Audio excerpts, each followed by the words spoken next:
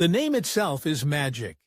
The effortless grace, the impossible rhythm, the man who made dancing look like breathing. He was, without a doubt, one of the greatest entertainers of all time. But what about the children who grew up in the shadow of this towering legend?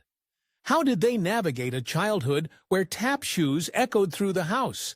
And what paths did they choose when faced with such an iconic family name? Number 2. Fred Astaire Jr., born on January 21, 1936. His father was, of course, the legendary Fred Astaire Sr., and his mother was Phyllis Livingston Potter, a Boston-born New York socialite. Young Fred grew up in Beverly Hills, literally immersed in a world where rhythm and movement were part of daily life.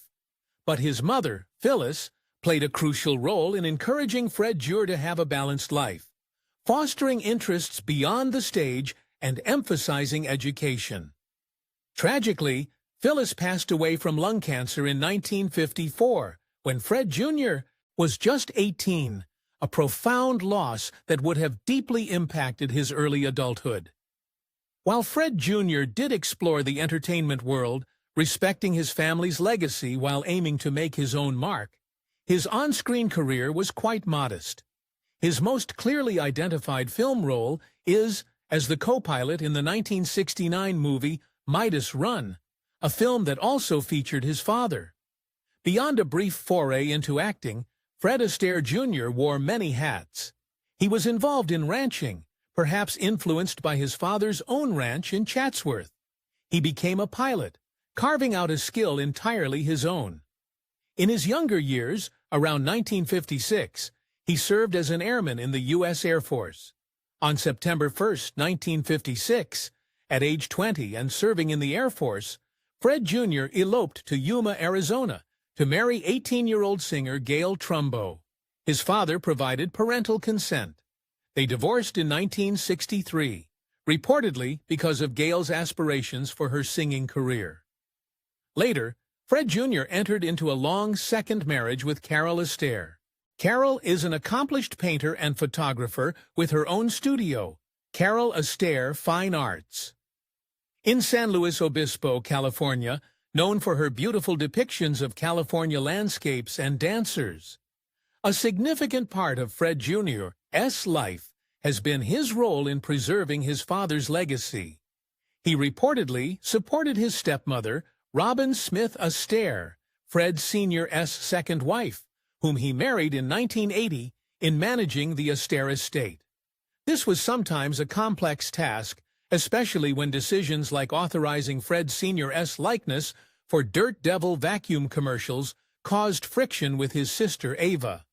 Fred Jr.'s support for Robin, who called him her pal, seemed rooted in honoring his father's wishes for how his legacy should be managed.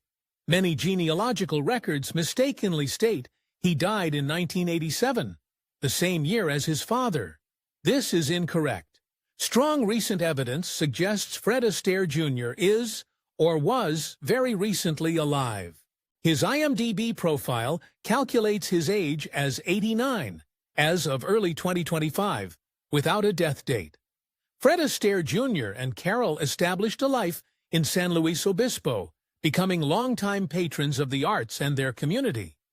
His life appears to be a deliberate choice for a more private, community-focused existence, honoring his father's artistic contributions while living life on his own terms.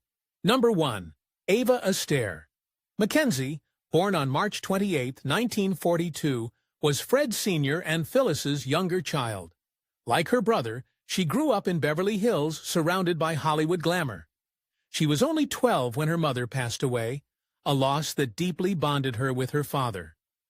Ava became Fred Sr.'s sole companion for many years until his second marriage in 1980, and was described as his closest confidant, especially after his beloved sister Adele's death. In 1970, Ava married Richard Dick Mackenzie, an American artist and painter. They had met in the early 60s at Raymond Burr's Gallery in Beverly Hills. Together, they have 2 sons, Kevin and Tyler Mackenzie. It's important to note their son Kevin Mackenzie is not the famous ballet dancer and former artistic director of American Ballet Theater. That's a different Kevin Mackenzie. Tyler Mackenzie, whom Ava raised as her stepson after his biological mother passed, is a real estate broker and has shared warm memories of his close relationship with his grandfather, Fred Astaire, recalling his elegance and the incredible hard work behind his effortless dancing. In 1975, Ava and Richard Mackenzie made a life-changing move from Beverly Hills to Castle Point, near Shule in West Cork, Ireland. Fred Astaire Sr. often visited them there, developing his own fondness for the Irish countryside. The Mackenzies also later kept a home in West London, and around 2010 or 2011, reportedly relocated to Palm Springs, California, to be closer to their children and grandchildren. Ava Astaire. Mackenzie has been a more public figure in relation to her father's legacy. In 1998, she published At Home in Ireland, Cooking and Entertaining with Ava Astaire Mackenzie, a book filled with recipes and charming anecdotes about her life in Ireland, including stories about famous guests and her father's visits. She has lectured internationally about her father and appeared in numerous documentaries and TV programs dedicated to his life and work, such as Astaire and Rogers, Partners in Rhythm and On Top, Inside the Success of Top Hat. She continues to be involved, providing commentary for Blu-ray releases of his classic films. A key part of Ava's public life has been her involvement with the Astaire Awards, originally the Fred and Adele Astaire Awards, co-founded by her father to honor dance excellence. She is often co-hosted or presented at these prestigious events.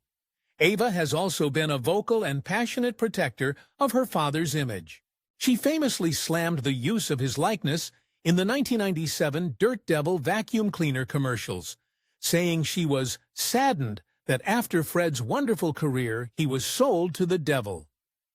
This stance, prioritizing the integrity of her father's image over commercial interests, sometimes put her at odds with her stepmother, Robin Smith, who controlled Fred Senera's image rights. In 2010, Robin Smith even filed a lawsuit against Ava concerning the use of Fred Astaire's name in promoting the Fred and Adele Astaire Awards, though the outcome of that specific suit isn't detailed. What are your favorite Fred Astaire moments, and what do you think of his children's diverse paths?